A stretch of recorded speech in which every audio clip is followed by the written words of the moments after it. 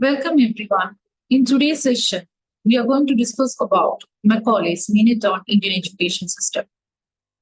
Thomas Babington Macaulay, a British politician and historian, has given his Minute on Indian Education speech on February 2nd, 1835.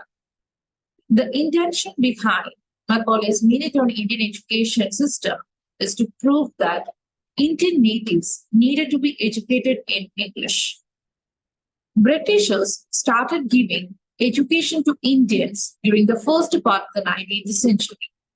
The reason behind this attempt is that they were badly in need of office workers for running their rule in India. It was very difficult for them to bring office workers from Britain. So that's why they have decided to give modern education to Indians. And along with that, they have decided to spread the education all over India with two charters, one in 1813, another one in 1817. So meanwhile, there occurred a controversy known as the Oriental-Occidental controversy. The Orientalists were of the view that Eastern literature and culture should be taught to the students or to the natives of India by making use of the languages of India, such as Arabic, Sanskrit, and Urdu in educational institutions. According to them, the cultural aspects of every country, every nation could not be ignored.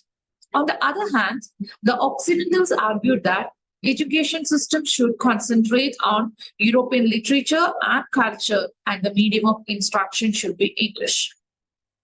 Actually, this controversy darkened the whole education scenario of the period in India. So they were actually, it's a great hurdle for the Britishers to solve the issue. So they wanted to solve the issue as early as possible. They invited Lord Macaulay, who was a law member of the Governor General's Executive Council, to solve the issue. And if anyone who wants to know about the history of Indian education system would have definitely gone through Macaulay's Minutes of 1835. The major recommendations of Macaulay's Minutes are English should be the medium of instruction at all levels of education in India, and European literature should be taught at educational institutions, and all regional or indigenous institutions should be converted into modern English educational institutions. And the last one is downward filtration theory should be adopted for mass education in India. Now let's look in detail each of these recommendations. The first is English should be the medium of instruction at all levels of education. So Lord Macaulay, he completely neglected and ignored the views of the Orientalists, and he is of the opinion that the government is the ultimate authority to make a decision on the language that could be chosen as the medium of instruction in the educational institutions in India. And he is recommending that the government should take necessary action for the implementation of English as a medium of instruction. And why English become is considered as a medium of instruction? And he is listing out a number of arguments or claims to support the qualification of English as a medium of instruction. The first point is that it is the key to modern knowledge because all scientific books are written in English language. And according to him, English language can be considered as an inevitable instrument for learning modern scientific theories. The second claim that he is making that English is the language of ruling class. So the privileged people, those who are in power, is using English. And why? What is wrong with imposing the language on the citizens of India? And the third argument is that the Indians were eager to learn and speak English language.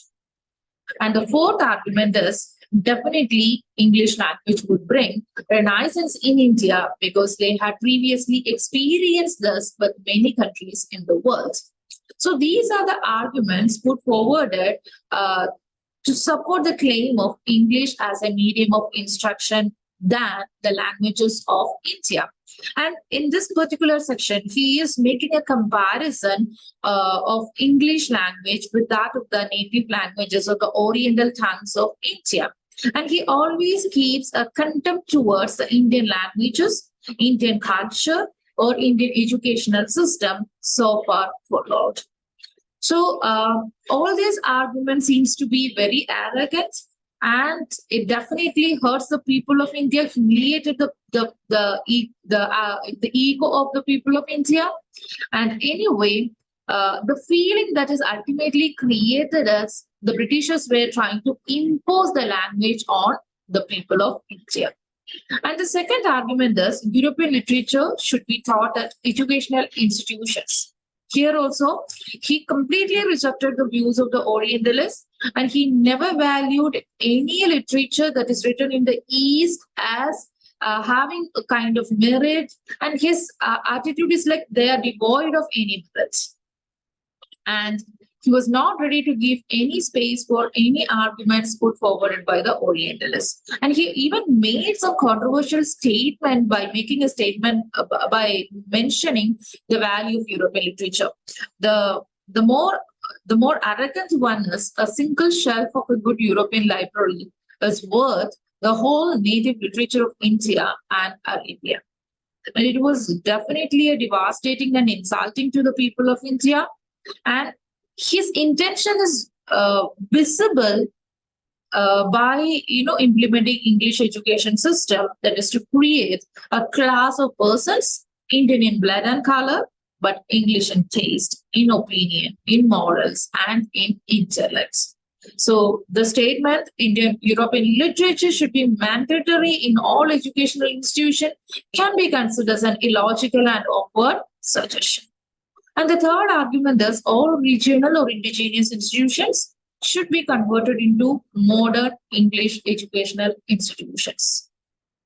So we know that the indigenous institutions, that is major centers of the transmission of culture, the transmission of a particular the cultural aspects of community.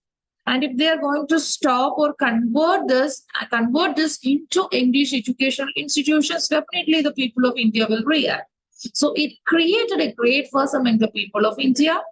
And here another recommendation is like the grant and aid system should be stopped, and the amount should only be spent for spreading English education in India. And the last and the most vulnerable theory proposed by him is downward filtration theory. And according to him, it should be adopted for mass education in India. He was completely against mass education in India. According to him, it is not possible. It's not at all possible to give education to each and everyone in such a vast country. So it is definitely a wastage of money and energy. So adopt downward filtration theory. According to this theory, whom we have to give education? We have to give education to the elite people of the society. It will be filtered down to the lower classes of the society. And as a member of the lower class people, they would always try to imitate the upper class people. So this is what he has suggested. And now we are going to discuss what are the merits, whether this minute has any merits or demerits. So obviously it has both merits and demerits. The merit is it definitely helped the people to know the language. So it spread English language in India. That's the first merit of the minute of education. And the second one is it laid the foundation stone for the modern education in India, because we can see that a shift was there from the traditional indigenous educational system into a more systematic modern educational system. Another one is it opened the window to world literature. So as a result, new modes of writing, genres, experimentation in literature came into existence. And definitely, it helped to look at a framework of the existing educational system and prepare for the better advancement or for enhancing the quality of education system in India.